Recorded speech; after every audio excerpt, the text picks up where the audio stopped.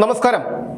കഴിഞ്ഞ 10 വർഷക്കാലം പിണറായി സർക്കാരിൻ്റെയും പാർട്ടി നേതാക്കളുടെയും മുഖ്യമന്ത്രിയുടെയും ഒക്കെ അഴിമതികൾ തുറന്നു കാണിക്കുന്ന മാധ്യമ പ്രവർത്തകരെ കൈകാര്യം ചെയ്തിരുന്നത് കള്ളക്കേസുകൾ എടുത്തുകൊണ്ടാണ്, പോലീസിനെ കൊണ്ട് കള്ളക്കേസുകൾ എടുപ്പിച്ചുകൊണ്ടാണ്.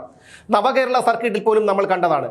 കരിങ്കൊടി കാണിച്ച് പ്രതിഷേധിച്ച യൂത്ത് കോൺഗ്രസ് പ്രവർത്തകരെ മുഖ്യമന്ത്രിയുടെ മുന്നിലിട്ട് തലതല്ലി പൊളിച്ചപ്പോൾ അയാൾ പറഞ്ഞത് രക്ഷാപ്രവർത്തനമെന്ന് പറഞ്ഞ് അട്ടഹസിക്കുകയായിരുന്നു മുഖ്യമന്ത്രി പിണറായി വിജയൻ. വിമാനത്തിൽ വെച്ച് അദ്ദേഹത്തിനെ കരിങ്കൊടി കാണിച്ച യൂത്ത് കോൺഗ്രസുകാരെ കൈകാര്യം ചെയ്തു, അവരെ ജയിലിലടച്ചു. കണ്ണൂരിൽ വെച്ച് വീണ ജോർജിനെ കരിങ്കൊടി കാണിച്ച യൂത്ത് കോൺഗ്രസ് പ്രവർത്തകരെ ജയിലിലടച്ചു. അങ്ങനെ നിരവധി സംഭവങ്ങളാണ് ഉണ്ടായത്. എത്രയോ പേരെ ഇത്തരത്തിൽ പിണറായി വിജയന്റെ സർക്കാരും DYFI SFI ഗുണ്ടകളും കൂടി കൈകാര്യം ചെയ്തു. പക്ഷേ ഈ കർമ്മഫലം എന്നുള്ള ഒന്നുണ്ടെന്ന് നമുക്ക് ഇന്നലെ തന്നെ മനസ്സിലായി. അതിൻ്റെ പ്രതിഫലനമാണ് ഇന്നലെ വൈകുന്നേരം പാലക്കാട് നടന്നത്. പാലക്കാട്ടെ UDF സ്ഥാനാർത്ഥി രമേഷ് പിഷാരടിയുടെ വിജയാഹ്ലാദത്തിനിടയിൽ, ആഘോഷത്തിനിടയിൽ CPM ഈ DYFIക്കാർ പ്രശ്നമുണ്ടാക്കുകയും പോലീസ് അവരെ പാർട്ടി ഓഫീസിൽ കയറി പഞ്ഞിക്കിടുകയും ചെയ്ത മനോഹരമായ കാഴ്ച ഇന്നലെ കാണാനുള്ളൊരു ഭാഗ്യം നമ്മൾക്കുണ്ടായി.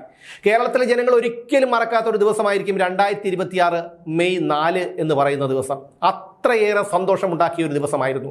പോലീസിന് അവരുടെ ആർജവത്തോടുകൂടി പ്രവർത്തിക്കാനുള്ള ഒരു ധൈര്യം വന്നത് ഇന്നലെയാണ്. ഇത് ഈ വോട്ടെടുപ്പ് കഴിഞ്ഞതിന് ശേഷമാണ്. ഇത്രയും കാലം ജനങ്ങൾക്ക് നീതി കൊടുക്കണമെന്നും ആർജവത്തോടുകൂടി പ്രവർത്തിക്കണമെന്നും ജോലി ചെയ്യണമെന്നും ആഗ്രഹിച്ച പോലീസുകാർക്ക് പോലും അതിന് കഴിയാത്ത സാഹചര്യമായിരുന്നു. ചെറിയൊരു വിഭാഗം പാർട്ടി അടിമകൾ പോലീസിലുണ്ട് എന്നുള്ളത് ഒരു വാസ്തവമാണ്. പക്ഷേ കൂടുതലും അത്തരക്കാരല്ല എന്നുള്ളതാണ് യാഥാർത്ഥ്യം. എന്തായാലും ഇന്നലെ ഈ വിജയാഹ്ലാദത്തിനിടയിൽ പ്രശ്നമുണ്ടാക്കിയ CPMകാർ അവർ ഓടി, ഈ പ്രശ്നമുണ്ടാക്കിയിട്ട് ഓടി പാർട്ടി ഓഫീസിനുള്ളിൽ കയറി ഒളിച്ചു. അവരുടെ വിചാരം പാർട്ടി ഓഫീസ് എന്തുകൊണ്ടും സുരക്ഷിതമാണ് എന്നുള്ളതാണ്. പക്ഷേ ആ ധാരണ തെറ്റിച്ചുകൊണ്ടാണ് ഇന്നലെ പോലീസ് പാർട്ടി ഓഫീസിനുള്ളിലേക്ക് കടന്നു കയറി അറഞ്ചം പുറഞ്ചം ഈ തെമ്പാടിക്കൂട്ടങ്ങളെ തല്ലി നാട്ടലൊടിച്ചത്. ഇന്നലെ ഷർട്ട് ഊരിയിട്ട് ഒരുത്തൻ്റെ പടം അന്തം കമ്മികൾ ഫേസ്ബുക്കിൽ പോസ്റ്റ് ചെയ്തിട്ടുണ്ട്. അവൻ്റെ മുതുകത്ത് മുഴുവൻ ലാത്തി കൊണ്ടുള്ള അടിയേറ്റ പാടുകളാണ്. അപ്പോൾ ഇന്ന് പാലക്കാട്ട് CPMന്റെ ജില്ലാ സെക്രട്ടറി EN സുരേഷ് ബാബു പറയുന്നു, അധികാരമുള്ളത് കൊണ്ട് CPMകാർ ഒന്ന് ഭയപ്പെട്ടതാണ്. അധികാരം പോയ CPMകാരെ ഭയപ്പെടണം. ഒരു പുല്ലും ഉണ്ടാക്കാൻ പോകുന്നില്ല. കാരണം കേരളത്തിലെ ജനങ്ങൾ സഹി കെട്ടു എന്നതിൻ്റെ സൂചനയാണ് ഇന്നലെ ഫലത്തിലൂടെ കണ്ടത്.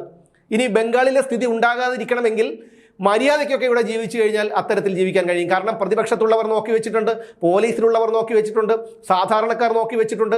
അവരെക്കുറിച്ച് അപവാദം പറയാനും അവരെ കയ്യേറ്റം ചെയ്യാനും കൈകാര്യം ചെയ്യാനും പോയാൽ നാട്ടുകാർ പട്ടിയെ തല്ലുന്നത് പോലെ, ഞാൻ മുമ്പ് പലതവണ പറഞ്ഞിട്ടുള്ളതാണ്, പട്ടിയെ തല്ലുന്നത് പോലെ നടു റോഡിലിട്ട് തല്ലുന്ന അവസ്ഥയുണ്ടാകും.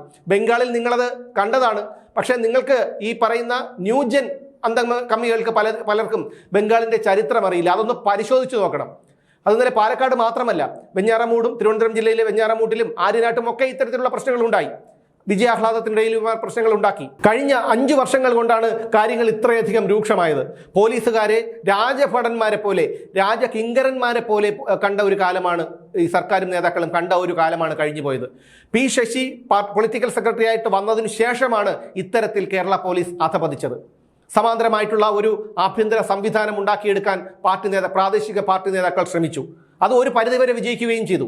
കാരണം സാധാരണക്കാരൻ പരാതിയും കൊണ്ട് പോലീസ് സ്റ്റേഷനിൽ ചെന്ന് കഴിഞ്ഞാൽ നടപടി ഉണ്ടാകില്ല. കാരണം ഈ പറയുന്ന പ്രാദേശിക അന്തം നേതാക്കൾ അവിടെ സമ്മർദ്ദം ചെലുത്തും. അതുകൊണ്ട് പോലീസിനും നടപടിയെടുക്കുന്നതിൽ ഒരു നിയന്ത്രണമുണ്ടായിരുന്നു. അതെല്ലാം ഇന്നലത്തേത് കൂടി മാറിയിരിക്കുകയാണ്. പക്ഷേ ഭരണം കൈവിട്ടതോടുകൂടി ഇവന്മാർക്ക് ഏകദേശം പേ ഇളകിയ ഒരു മട്ടാണ്. അതാണ് ഇന്നലെ പാലക്കാടും കണ്ടത്. എന്തായാലും തുടക്കം പിഴച്ചില്ല. പോലീസ് നല്ല രീതിയിൽ തന്നെ കൈകാര്യം ചെയ്തു. ഇപ്പോൾ സമൂഹ മാധ്യമത്തിലൂടെയൊക്കെ വലിയ രീതിയിലുള്ള വെല്ലുവിളികൾ നടക്കുന്നുണ്ട്. സതീശന്റെ പോലീസ് മാന്യത പാലിക്കണം, ഇല്ലെങ്കിൽ SFIയുടെയും DYFIയുടെയും ഒക്കെ യഥാർത്ഥ സ്വരൂപം അറിയും എന്നൊക്കെ സമൂഹ മാധ്യമത്തിലൂടെ അന്തം കമ്മികൾ വെല്ലുവിളിക്കുന്നുണ്ട്. ഒരു ചുക്കും സംഭവിക്കാൻ പോകുന്നില്ല. കേരളത്തിലെ ജനങ്ങൾ ഒറ്റക്കെട്ടാണ്, പാർട്ടി സഖാക്കൾ ഒറ്റക്കെട്ടാണ്. ഈ ക്രിമിനൽ കൂട്ടങ്ങൾ, പാർട്ടിയുടെ മറവിൽ ഇത്തരത്തിൽ പ്രവർത്തിക്കുന്ന ക്രിമിനൽ കൂട്ടങ്ങളാണ് ഭയപ്പെടേണ്ടത്. എന്തായാലും പാലക്കാട്ട് ഇന്നലെ നടന്നത് തീർത്തും ആശാവഹമായിട്ടുള്ള ഒരു സംഭവം തന്നെയാണ്. കാരണം പോലീസ് അവരുടെ സ്വതസിദ്ധമായ ആർജവത്തോടുകൂടി തിരിച്ചു വന്നിരിക്കുന്നു എന്നുള്ളത് കേരളത്തിലെ സാധാരണക്കാരനെ സംബന്ധിച്ചിടത്തോളം പ്രതീക്ഷ നൽകുന്ന ഒന്നാണ്. അതുകൊണ്ട് എല്ലാ മനുഷ്യരെയും പോലെ മാന്യമായി ജീവിച്ചാൽ, മാന്യമായി രാഷ്ട്രീയ പ്രവർത്തനം നടത്തി കേരളത്തിൽ ജീവിച്ചാൽ നിങ്ങൾക്ക് തന്നെ നല്ലത് എന്ന് മാത്രമേ പറയാനുള്ളൂ.